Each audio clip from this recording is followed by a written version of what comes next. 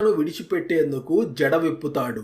గౌతమ మునిపై అలిగిన గంగ దేవలోకానికి వెడలిపోతుంది. ఆగ్రహించిన శివుడు రుద్రతాండవమాడుతూ బ్రహ్మగిరి చేరి తన జడను బ్రహ్మగిరిపై విసిరి కొడతాడు.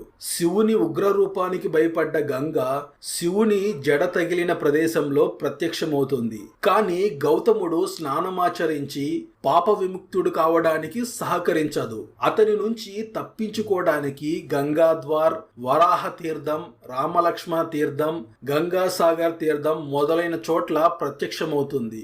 గౌతముడు అక్కడకు చేరేసరికి గంగ మాయమవుతుంది. అప్పుడు గౌతముడు గడ్డి పరకలతో వృత్తాకారం ఏర్పరిచి ఆ వృత్తంలో గంగను బంధించి అక్కడ స్నానం చేసి గోహత్య పాతకం పోగొట్టుకుంటాడు. ఆ స్థలమే ఇది. దీనినే కుషావర్త్ అని అంటారు. కుశ అంటే దర్భ, గడ్డి పరక. వర్తం అంటే తీర్థం అని అర్థం.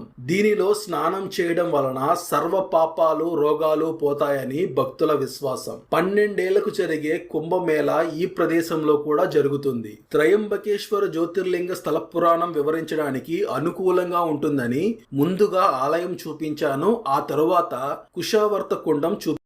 పైకి రాగానే కనిపించిన వ్యూస్ చాలా. ఈ మండపంలో శాంతి పూజలు కూడా జరుగుతున్నాయి.